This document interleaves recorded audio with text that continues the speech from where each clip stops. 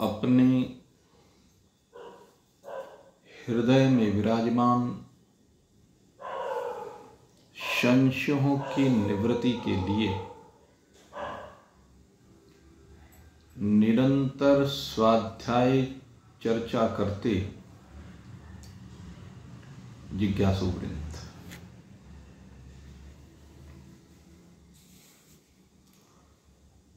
आपके सन्मुख निरंतर कई दिनों से जो चर्चा चल रही है, उस चर्चा में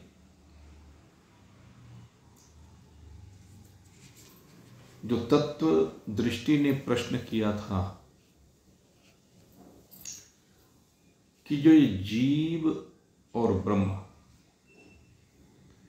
इनके बीच का भेद है, उसकी निवृत्ति किस प्रकार से होती है। हमें जो ये जीव और ब्रह्म का भेद भासता है, ये भेद किस प्रकार से दूर होता है। तो गुरुदेव ने कहा कि उसके लिए मैं 4 आकाश के माध्यम से 4 चेतन का वर्णन तेरे सन्मुख करता हूं।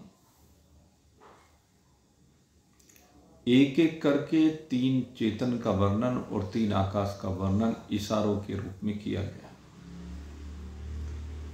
घटाकाश के माध्यम से कूटस्थ को समझाया गया, जलाकाश के माध्यम से जीव को समझाया गया और मेघाकाश के माध्यम से ईश्वर को समझाया गया।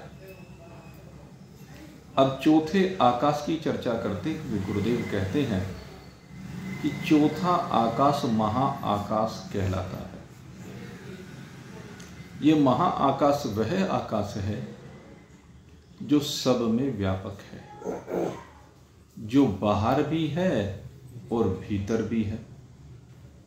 ये जो भी कुछ कहा गया है, घटाकाश रूप से, जलाकाश रूप से, मेघाकाश रूप से, इन तीनों आकाशों के अंदर और बाहर जो व्यापक है वह महाआकाश कहलाता है। और ठीक इसी प्रकार से इसके द्वारा ब्रह्म चेतन को संबोधित किया। अंतर बाहिर एक रस, जो चेतन भरपूर, विभु नभ सम सो ब्रह्म है, नहीं नेरे नहीं दूर। कहते ठीक इसी प्रकार से ब्रह्म चेतन है। जो 3 प्रकार के चेतन की व्याख्या की गई, वह कूटस्थ के माध्यम से, वह जीव के माध्यम से और वह ईश्वर के माध्यम से। तो कहते हैं कूटस्थ जिसे हम आत्मा कहते हैं, वो भी इस ब्रह्म का ही एक भाग है। वैसे तो इसमें भाग वाली बात होती नहीं है क्योंकि ब्रह्म अखंड है, लेकिन जिज्ञासु को समझाने के लिए भाग रूप से कहा गया। दूसरे ईश्वर के जीव के अंदर ये बसा हुआ है, रमा हुआ है, ओतप्रोत है। जीव इसी से आधार पाता है, जीव का अधिष्ठान यही है, जीव को स्फूर्ति इसी से मिल रहा है, जीव को अस्तित्व इसी से मिल रहा है। तो ये कूटस्थ जीव के रोम रोम में व्याप्त है और इसी की वजह से जीव को चेतन कहा जाता है। ये है तो जीव चेतन है, अन्यथा जीव का कोई अस्तित्व नहीं है। इसलिए 2 चेतन जिनमें कूटस्थ, स्वयं कूटस्थ की अपनी सत्ता है और दूसरे कूटस्थ में ही, कूटस्थ भाग जो है वो जीव में विराजमान होकर के जीव के अस्तित्व का कारण बन रहा है। और तीसरी बात की ईश्वर की, कहते ईश्वर में जो चेतन है वो और व्यापक कूटस्थ का रूप है, ये कह लीजिए, जिसको हमने ब्रह्म नाम दिया। कूटस्थ का व्यापक रूप, आत्मा का व्यापक रूप, वो ईश्वर के अंदर चेतन रूप से विराजमान है, जिसको हमने ब्रह्म कहा। तो ये तीनों अगर यदि हम देखें तो ये सब ब्रह्म ही है। जीव का जो कूटस्थ भाग है वो ब्रह्म है, कूटस्थ स्वयं ब्रह्म है ही, और ईश्वर का जो भाग, ईश्वर जिसमें प्रतीत हो रहा है, वो भी ब्रह्म चेतन है। तो इस प्रकार से ये सब चेतन जिसमें विराजमान है, ये सब चेतन जिसका हिस्सा है, भाग है, अंश है, यद्यपि न उसको भाग कहा जा सकता, न उसको हिस्सा कहा जा सकता, न उसका खंड कहा जा सकता, क्योंकि ब्रह्म एक अखंड सत्ता है। हाँ, ये कह लीजिए कि उस ब्रह्म में ही ये सब आरोपित हैं। ब्रह्म में ही कूटस्थ आरोप कर दिया, एक देश को लेकर के, एक शरीर को लेकर कह लीजिए। ब्रह्म में ही ईश्वर की कल्पना कर दी गई, ब्रह्म में ही जीव की कल्पना कर दी गई। ये सारी कल्पनाएं ब्रह्म में ही है, इसलिए सब ब्रह्म के अंदर विराजमान है। ये सब ब्रह्म के बाहर नहीं है, लेकिन ब्रह्म इनके बाहर भी है और इनके अंदर भी है। ब्रह्म की विशेषता यह है कि ब्रह्म अंदर भी है और बाहर भी, बाहर भीतर एक रस, जो चेतन भरपूर, बाहर भी और अंदर भी जो परमात्मा भरपूर भरा हुआ है, बिल्कुल भरपूर है, एक रस है।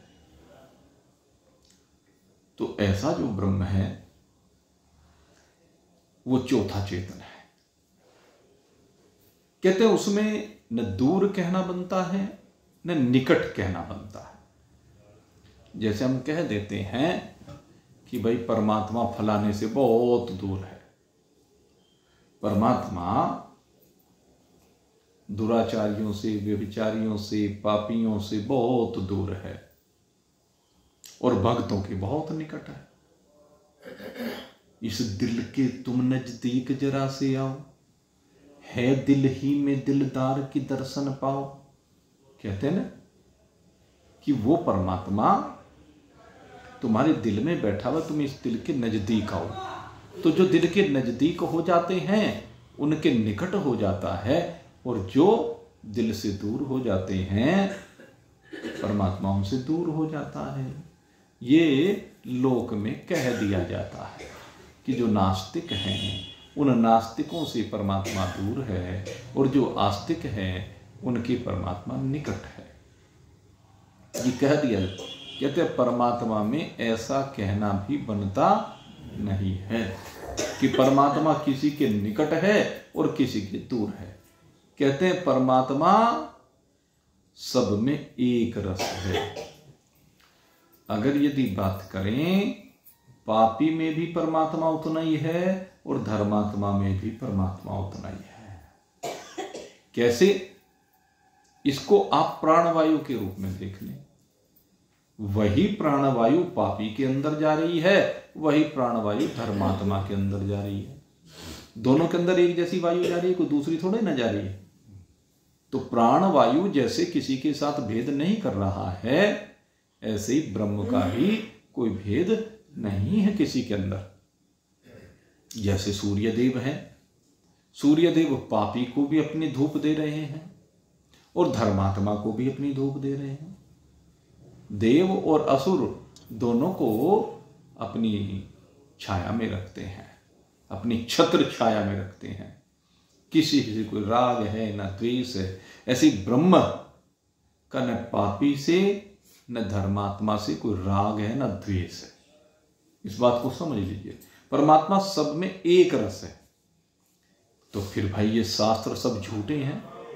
अगर ऐसा है तो शास्त्र सब झूठे, शास्त्रों में जो बार बार कहा गया है तो वो सब बातें झूठ कही गई। पुराण तो सारे इन्हीं से भरे हुए हैं। तो भाई ये जो बात कही गई ये ब्रह्म चेतन को लेकर के नहीं कही गई है। ये जितनी भी बात लेकर के कही गई हैं ये चिदाभास को लेकर के कही गई है। चिदाभास ही पापी है, चिदाभास ही धर्मात्मा है। जीव भाव में, जीव भाव में पापी जीव और धर्मात्मा जीव। और जब ईश्वर में बात करते हैं तो ईश्वर में जो चिदाभास है, ईश्वरीय चिदाभास इन पापियों को सजा देता है और धर्मात्माओं को पारितोषिक देता है, धर्मात्माओं से प्रेम करता है, धर्मात्माओं के निकट रहता, ये आप कह सकते हैं। तो ये आभास की दृष्टि से है, चिदाभास की दृष्टि से है, ब्रह्म की दृष्टि से नहीं है। अभी एक चर्चा यहां पर हुई और वो चर्चा थी कि भाई संसार में जो गरीब लोग हैं कहते सब उन्हें ही सताते हैं, वो ही पीड़ित हैं। तो भाई शास्त्र तो ऐसा नहीं कहता। शास्त्र ने नहीं कहा कभी कि गरीब को कोई सता रहा है। व्यावहारिक काल में जो व्यापारी लोग हैं उनसे पूछ करके देखो तो ये कथा उल्टी हो जाएगी। हम एक दृष्टि से देखते हैं, एक दृष्टि से देखते हैं, दूसरी दृष्टि से नहीं देखते।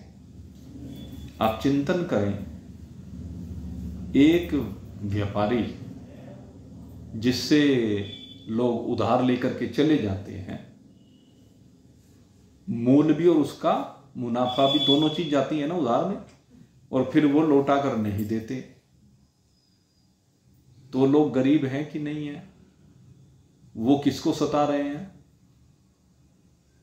केवल दृष्टिकोण का फर्क है। भाई देखो, सीधी सी बात समझ लो, अगर यदि किसी के घर में गरीबी है, किसी के यहां वस्तुओं का अभाव है, तो किसी अमीर की वजह से नहीं है। मन में इस बात को अच्छी प्रकार से समझ लेना। वो जो गरीब है वो किसी अमीर की वजह से गरीब नहीं है, और ना ही वो ईश्वर की वजह से गरीब है। जो भी गरीब है वो अपनी वजह से गरीब है, क्योंकि उसने अपने जीवन में जो पूर्व जीवन उसने जिया है, उस जीवन में अच्छे शुभ कर्म नहीं किए, पुण्य कर्म नहीं किए, उसने अमीरी के बीज नहीं बोए। सीधी बात है। अगर वो बीज बोए होते तो आज गरीब नहीं होता। इसीलिए बार बार कहते हैं भाई समझ बात को, और बात को समझ करके बीज बोने शुरू कर। परोपकार के, अपनी गरीबी की दुहाई दे करके बीज बोने बंद मत कर। जो गरीबी की दुहाई दे करके लोग बीज नहीं बोते ना, पीछे हटते रहते हैं। और हमने तो देखा अमीर लोगों को भी पीछे हटते, अमीर लोगों को भी ऐसे ऐसे देखे हमने जिनके हाथ से कुछ छूटता ही नहीं है। तो हमारी दृष्टि में वो उन गरीबों से भी गरीब है, और हमारी दृष्टि के साथ साथ ईश्वर की दृष्टि भी मिला लेना। ईश्वर कहते हैं कि जब मैंने तुझे इतना दिया है, इतना दिया है, भले ही तेरे कर्मों के कारण दिया है, लेकिन दिया है ना, तो उस दिए हुए में से अगर तू नहीं दे रहा है तो तू उन गरीबों से जिनको नहीं दिया उनसे भी बेहद गरीब हो जाएगा। क्या हो जाएगा? उनसे भी गरीब हो जाएगा। इसलिए मूल कहा, ये देने की आदत बनाओ, ये त्यागपूर्ण वृत्ति बनाओ। अब हाथ से छूट के ही नहीं देता है। ईशावास्यम इदम सर्वम यत किंचित जगत्याम जगत तेन त्यक्तेन भुंजिता मागृद कश्यस विद्धनम। तू जो केवल इस धन के ऊपर गिद्ध दृष्टि डाल करके रखता है, जो तू भोगों के ऊपर गिद्ध दृष्टि डाल करके रखता है, जो तुझे ये भोग ही सुहाते हैं, इन भोगों पर तो तू सब कुछ खर्च कर देता है, लेकिन जहां बात होती है पुण्य कर्म की, धर्म के कर्म की, वहां पर तेरे हाथ से कुछ छूटता नहीं है, होते हुए भी नहीं छूटता है। तो फिर तो भाई तुझे गिद्ध ना कहा जाए तो क्या कहा जाए? गिद्ध अपने लिए जीवन को जीता है। गिद्ध की दृष्टि दूसरे से छीनने की दृष्टि होती है, दूसरे को देने की नहीं होती है। महान पुरुषों की दृष्टि दूसरों के लिए जीवन जीने की होती है और गिद्धों की दृष्टि अपने लिए जीवन जीने की होती है। इसलिए मेरे मित्र, अपने हाव भाव को ठीक कर, अपनी असमर्थता का ढिंडोरा मत पीट। हैं जो बार बार असमर्थता का ढिंडोरा पीटते रहते हैं ना, असमर्थता में कोई दोषी नहीं है, तेरी गरीबी में कोई दोषी नहीं है, तेरी गरीबी तेरे प्रारब्ध के कारण है। काऊ न काहू को सुख दुख करिदाता, निज कृत कर्म भोग सब भ्राता। सब भाई अपने कर्मों का भोग भोग रहे हैं, लेकिन अब सुधार ले, अब सुधार ले, ये चिंतन करके देख। कल या परसों मैंने एक बात कही थी मंदिर की व्यवस्था के ऊपर। मेरे मित्रों, शास्त्र ने एक एक बात सटीक कही है।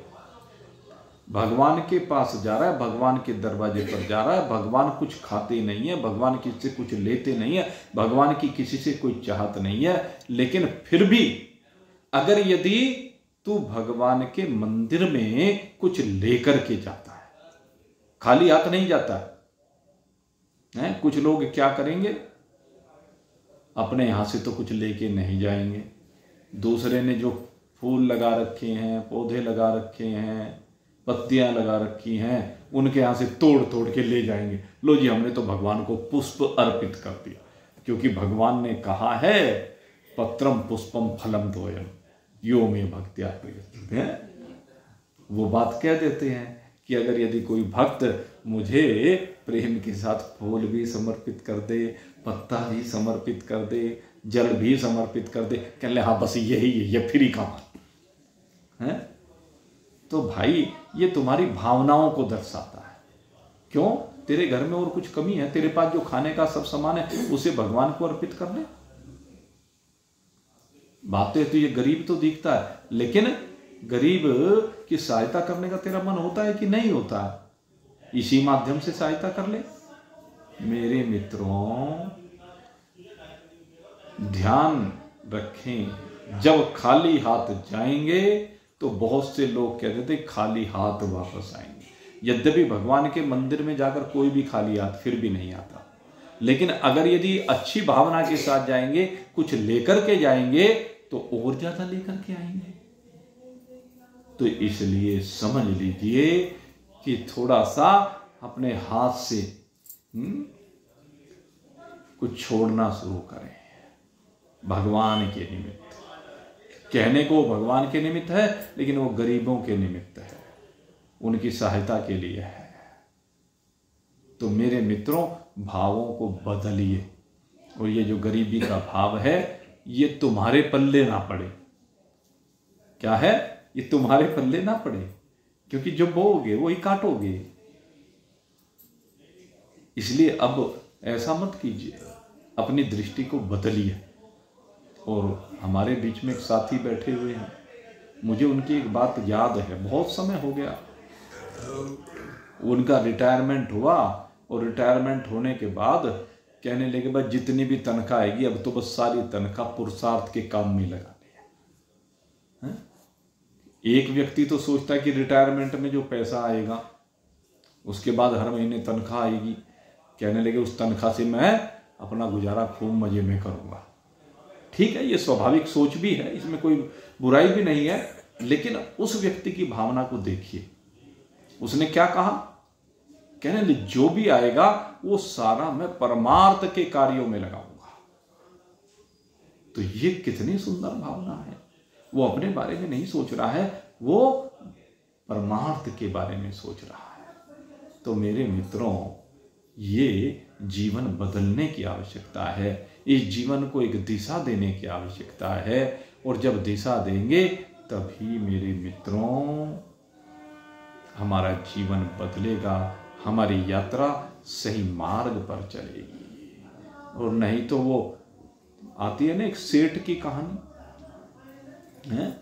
एक सेठ जो है वो बहुत सारी जिंदगी काम करता रहा, मेहनत करता रहा, संघर्ष करता रहा, बहुत कमाया, मन में भावना भी बनी अच्छे अच्छे काम देख करके कि हाँ भाई मैं भी कुछ करूंगा, लेकिन बस भावना ही भावना बनती रही, करके कुछ दिया नहीं।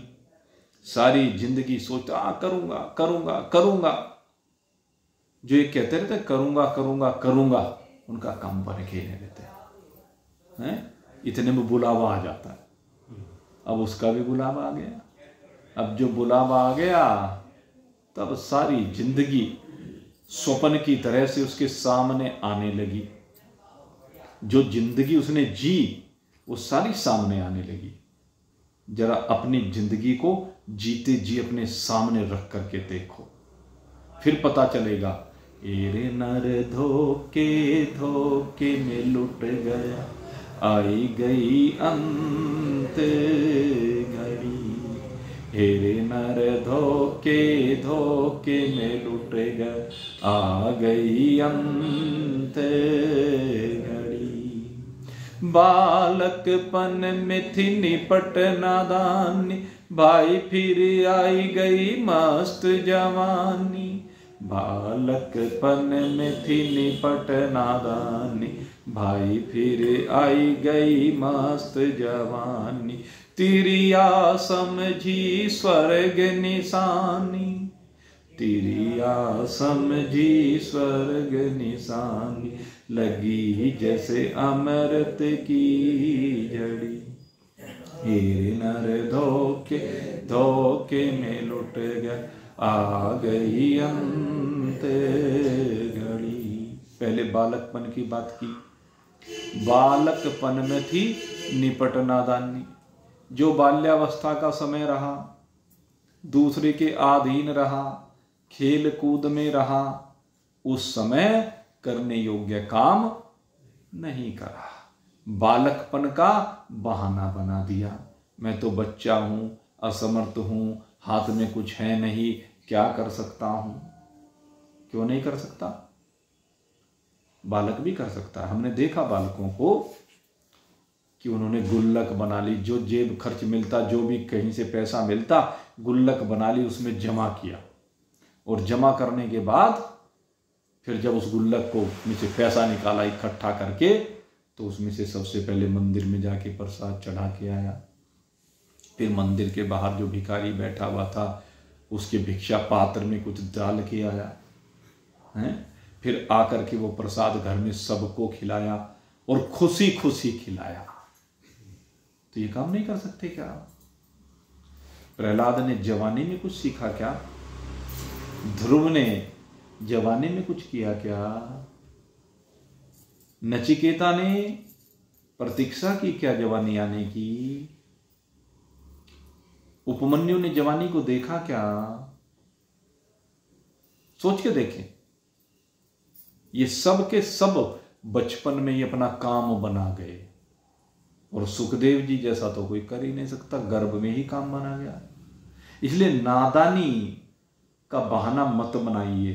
बालकपन में थी निपट नादानी, भाई फिर आई गई मस्त जवानी। तेरी आ समझी स्वर्ग निशानी। अब क्या आ गई? जवानी आ गई, और जवानी में बस भोगों में लग गया। और भोगों के अतिरिक्त कुछ दिख ही नहीं रहा है, केवल भोग ही भोग दिख रहे हैं, केवल पत्नी दिख रही है, पति दिख रहा है, बालक दिख रहे हैं, अपना स्वार्थ दिख रहा है, कैसे धन इकट्ठा करो, बस ये दिख रहा, इसके अलावा कुछ नहीं दिख रहा। सारी जिंदगी यही देखता रहा। जवानी में राम का नाम कमाने का सबसे बढ़िया समय है। जिसने जवानी में कर लिया ना, बुढ़ापा बड़े आराम के साथ व्यतीत करता। क्या कर लिया? एक बार हमारे यहां एक डॉक्टर श्यामलाल जी हैं, श्यामलाल बंसल जी। एक समय उनका बड़ा नाम चला हमारे यहाँ और बड़ी भीड़ रहा करती थी। मुझे भी एक बार कुछ बुखार कुछ हो गया होगा, तो मैं उनके पास बैठा हुआ था दिखाने के लिए। बहुत पुरानी बात हो गई। एक बूढ़ा व्यक्ति उनके पास आया, उसने दिखाया, अपनी समस्या बताई। डॉक्टर साहब ने दवाई दे दी और डॉक्टर साहब ने जब दवाई दी, उसके बाद उन बूढ़े आदमी ने पूछा कि डॉक्टर साहब परहेज क्या करूं? कहने लगे, बाबा अब तुम क्या परहेज करोगे? परहेज तुम्हारे लिए नहीं, परहेज तो हमारे लिए है। डॉक्टर साहब ने इतनी बढ़िया बात कही और वो कम से कम 30-35 साल पुरानी बात हो गई है, लेकिन आज तक मेरे हृदय पटल पर उस बात की छाप छूट गई। उन्होंने कहा कि परहेज तो हमें करना चाहिए, परहेज हमारी जिंदगी में होना चाहिए, इस भरी जवानी में होना चाहिए, जिससे हमारा बुढ़ापा बढ़िया व्यतीत हो जाए। तो भगवान का नाम भी जवानी में लिया जाता है, क्योंकि इंद्रियां मजबूत होती हैं, शिथिल नहीं होती। अब हमारी इंद्रियां शिथिल होने लगी, शरीर में शक्ति सामर्थ्य रही नहीं। जवानी में शक्ति सामर्थ्य होती है, बल होता है, धन होता है, योग्यता होती है, दिमाग काम करता है, शरीर काम करता है। उस समय करने का समय यह है। हमारे गुरुजी कहा करते कि जिसने जवानी में धन कमा लिया, फिर बुढ़ापे में आराम से बैठ के अपना समय व्यतीत कर सकता है। और जिसने जवानी में कमाने के बजाय उड़ा दिया, कमाया भी लेकिन कमाने के बाद उड़ा दिया, कुछ संचय करके नहीं रखा। गृहस्थी के लिए यह भी जरूरी है कि बुढ़ापे के लिए कुछ संचय करता, तो वो फिर बुढ़ापे में हाथ पसारता फिरता है, कभी इसके आगे, कभी उसके आगे, कभी उसके आगे।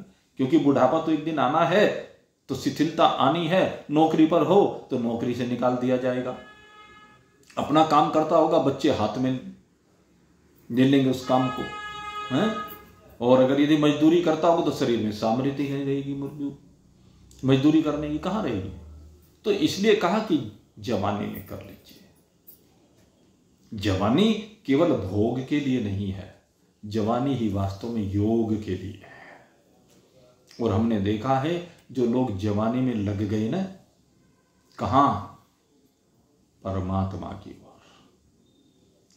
जवानी में जो परमात्मा की ओर लग जाते हैं ना, तो बुढ़ापा आते आते उनके अंदर असीम गंभीरता आ जाती है, उनके जीवन में शांति आ जाती है, संयम आ जाता है, धैर्य आ जाता है, और सबसे बड़ी बात है परमात्मा उनके अंदर बसता है। वो परमात्मा में रमते हैं, परमात्मा उनमें रमता है। चिंतन करके देखें और महान पुरुषों को देखें। महान पुरुषों की जवानी ही देखने की चीज है, बुढ़ापा मत देखिए। हमारे गुरुदेव यही बात कहा करते थे कि तो बुढ़ापा क्या देखते हो? बुढ़ापा तो उनकी परिपक्व अवस्था है। बुढ़ापे से कोई प्रेरणा नहीं मिलेगी। प्रेरणा लेनी है तो जवानी से लीजिए, क्योंकि जवानी में उन्होंने संघर्ष किया है, जवानी में उन्होंने तप किया है, जवानी में उन्होंने अपने को साधा है। जो भोग का काल था, उस भोग के काल को योग में परिवर्तित करके दिखाया है। देखो तो सही, सारा संसार भोगों में लगा हुआ था, सारा संसार व्यापार करने में लगा हुआ था। लेकिन जो महान पुरुष हैं वो उस उम्र में स्वाध्याय कर रहे थे, तप कर रहे थे, परमात्मा की भक्ति कर रहे थे। तो जवानी सबसे महत्वपूर्ण है। भगवान को अगर अर्पित करना चाहते हो उन्हें तो जवानी का पुष्प ही समर्पित करना चाहिए। लेकिन कोई बात नहीं, भूल हो गई जिनसे हैं, अब बुढ़ापे का पुष्प ही समर्पित कर दो, जैसा भी सही, घबराने की आवश्यकता नहीं है। कभी भी घबराए नहीं। परमात्मा को तो अपने आप को जिस भी उम्र में समर्पित कर दोगे वही उम्र, वही पुष्प भगवान स्वीकार कर लेगा, क्योंकि भगवान भाव के भूखे हैं। इसलिए कहा जवानीपन में जो पाप कमाई, जवानीपन में जो पाप कमाए वो अब जाते नहीं बताए। अब क्यों करता हाय हाय सिराने मौत खड़ी। सेठ जी से कह रही, क्या तूने बहुत पाप कमाए जवानी में, बहुत लोगों को धोखा दिया, बहुत हेरा फेरी करी, किसी को दान नहीं दिया, कहीं 2 पैसे लगाए नहीं धर्म के काम में, कहीं मंदिर में नहीं गया, कहीं सत्संग में नहीं गया, कहीं महान पुरुषों की सेवा नहीं की। ये है काम जो करने के हैं और उसने किए नहीं। मेरे मित्रों, ये तन और धन जो मिला है ना, ये इसी काम के लिए मिला है। शुभ कार्यों में लगाओ, मंदिर में लगाओ, आश्रम में लगाओ, अन्य क्षेत्र में लगाओ, गरीबों की सेवा में लगाओ, महान पुरुषों की सेवा में लगाओ, भंडारों में लगाओ, इसीलिए तो होता है। और जवानी में लगाओ। जिसने नहीं लगाए तो उसने पाप ही कमाया है। अब जब जवानी में तू नहीं लगा पाया तो भाई अब विचार कर। जवानीपन में जो पाप कमाए वो अब जाते नहीं बताए। अब क्यों करता हाय हाय सिराने मौत खड़ी। हेरे नर धोखे धोखे में लुट गए, आ गई अंत घड़ी। सेठ जी को यमदूत दिखाई देने लगे। यमदूतों के बड़े लंबे लंबे नाखून। कहने लगे सेठ जी बहुत दौलत थी तेरे पास, लेकिन सारी दौलत आज इन बालकों को दे करके जा रहा है। इस दौलत में से कुछ भाग, 1/4 भाग वैसे तो है, ये किसके लिए था? दान पुण्य के लिए था, तीर्थ के लिए था, तप के लिए था। तूने वो खर्च किया नहीं, इसलिए अब देख ये लंबे लंबे नाखूनों वाले, मोटे मोटे काले काले ये मलन यम के दूत। अब देख इनको और इनकी करामात देख। हैं? चल, जवानी में तेरे पास समय नहीं था, पेट की अग्नि तुझे परेशान कर रही थी, बुढ़ापा आया तब भी नहीं सोचा तूने। फिर आया बुढ़ापा बैरी, परिवार में ममता गहरी। फिर आया बुढ़ापा बैरी, परिवार में ममता गहरी। अरपुत ब्याहवन की मन में रहरी, इल्ली करूंगा खरी। हेरे नर धोखे धोखे में लुट गया, आ गई अंत घड़ी। सारी बीमारी बुढ़ापे में इस बूढ़े व्यक्ति को है। सारी बीमारियां कौन सी? तन की पहले तो, और लेकिन इस तन से बड़ी भी मन की। पहले तो केवल अपने बच्चों के बारे में सोचता था।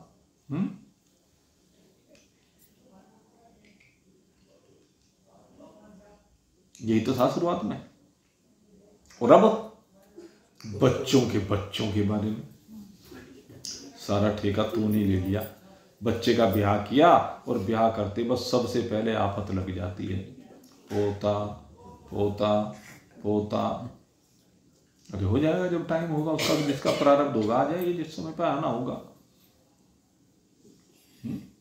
जब समय होगा आ जाएगा अपने आप, क्यों परेशान होता है? अरे और चलो आ गया, अब उसकी चिंता, अरे सारा ठेका तू नहीं लिया है, उसके बाप को करने दे चिंता, उसकी मां को करने दे चिंता, तो क्यों चिंता करता है? और तेरी चिंता करने से होगा क्या? तू ही चिंता किए जा रहा है, उसे तेरी कोई फिक्र नहीं है। होती है क्या? पोता पोती देता देती, वो कोई चिंता नहीं उनको। चिंता है तो इस बूढ़े को है। ये प्रारब्ध में लिखा हुआ नहीं आता, ये मोह के प्रारब्ध में लिखा आता है।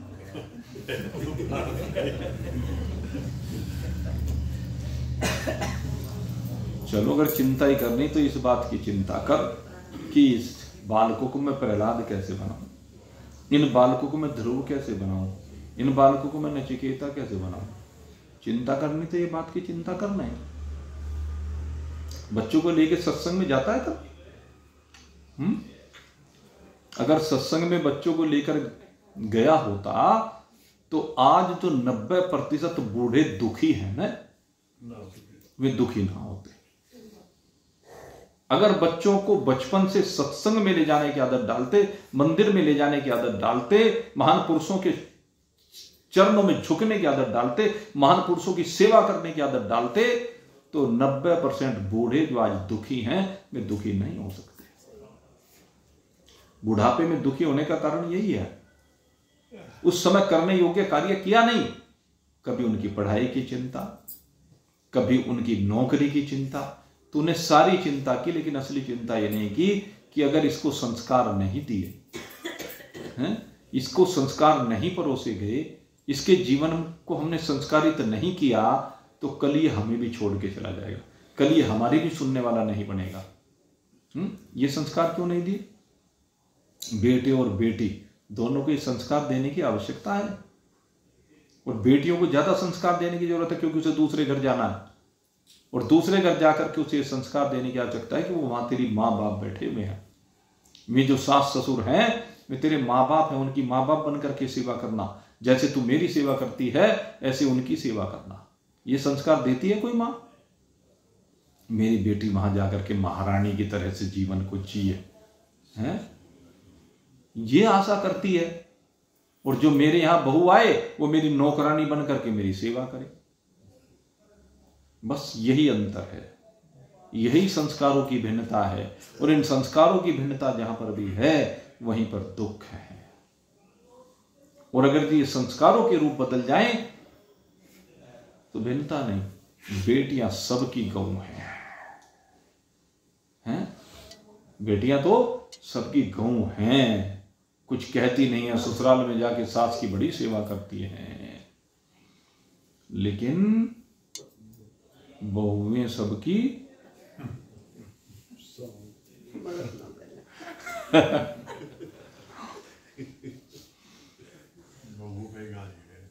सब जानते हैं। मां सबकी, अरे मेरी मां जैसी तो कोई मां हो ही नहीं सकती। प्रेम की, ममता की, दुलार की प्रतिमूर्ति है। और सास सबकी, हे भगवान,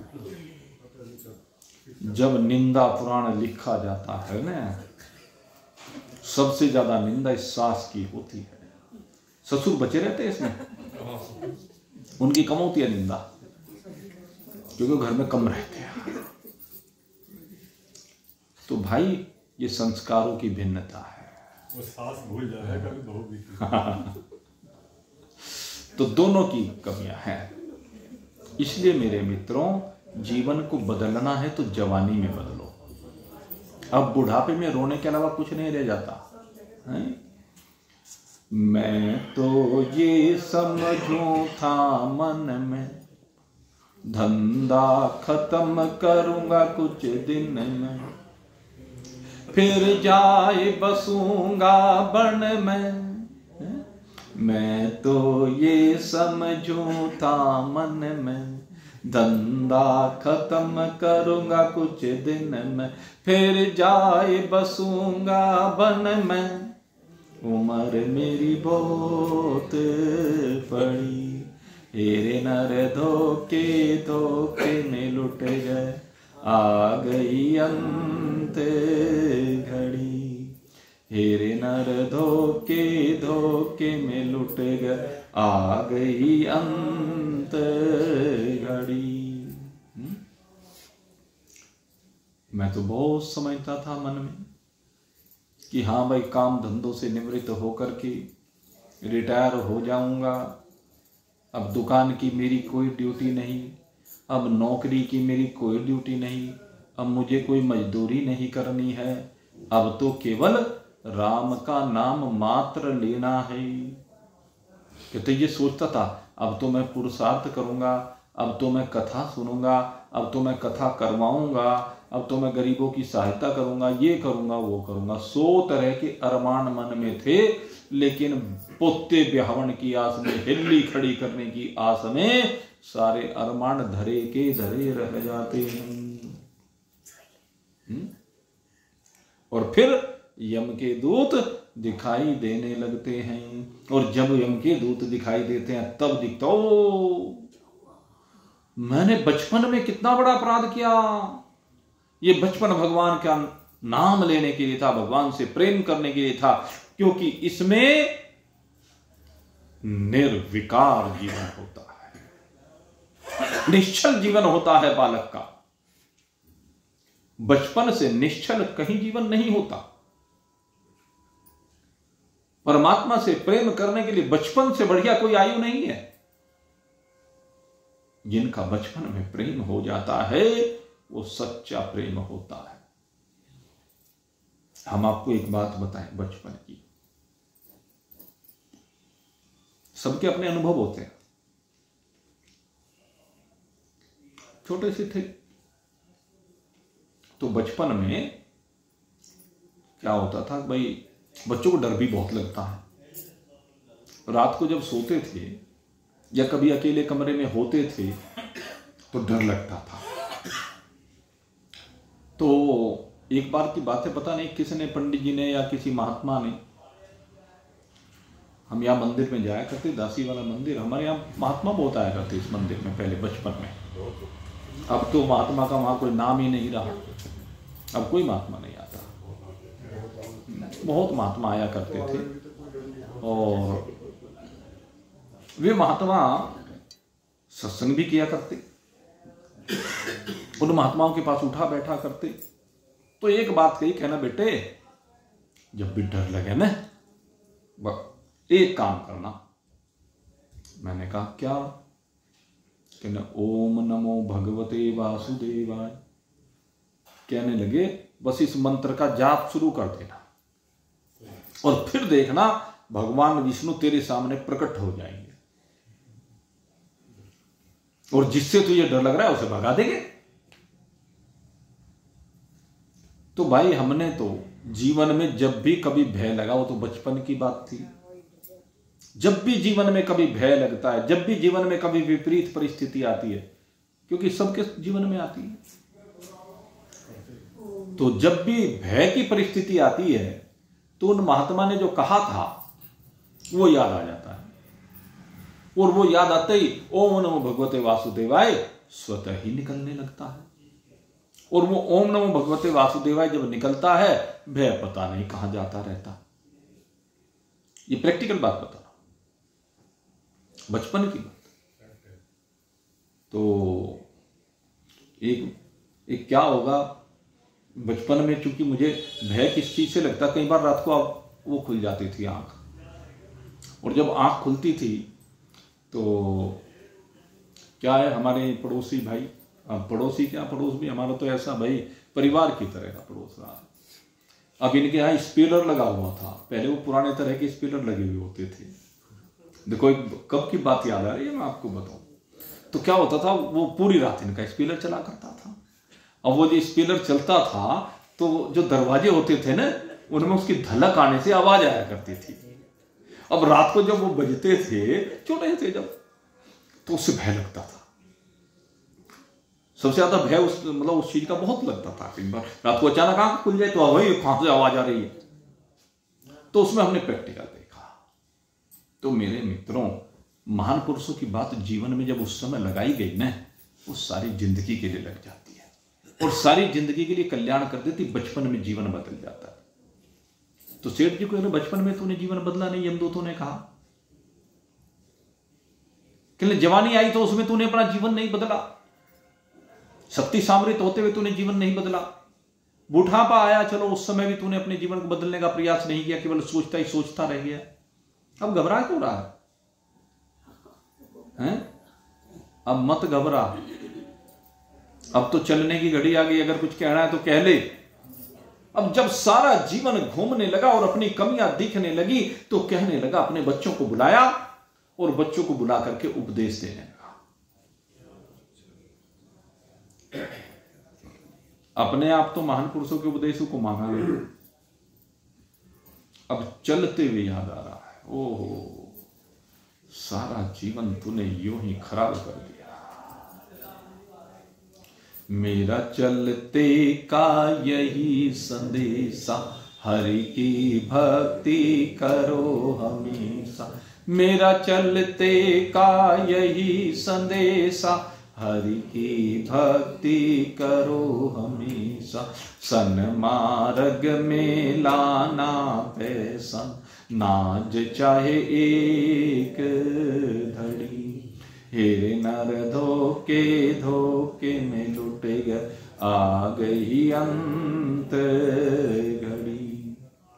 बच्चों कहता है, बेटा मैं तो नहीं कर पाया, इस घर गृहस्थी के चक्कर में उड़ जा रहा, लेकिन तुम मत उलझना, तुम मत उलझना। मैं चलते हुए तुम्हें संदेश दे रहा हूं, हरि की भक्ति करना हमेशा। जीवन में अगर करने योग्य है तो केवल एक ही है कि हरि की भक्ति करो जिंदगी भर, और वो हरि तुम्हें तो अपने स्वरूप का बोध कराएंगे। ये हरि का कार्य है। फिर जिसने भक्ति की है उसे सद्गुरु प्रदान करना यह हरि का काम है। उस सद्गुरु से ज्ञान दिलवाना हरि का काम है। इसलिए हरि की भक्ति करो हमेशा। और एक काम ध्यान रखना, सब काम करते हुए रोज अपने हाथ से कुछ छोड़ते जाओ। सन्मार्ग में देना पैसा, अपने पैसे को सन्मार्ग में रोज लगाते जाओ।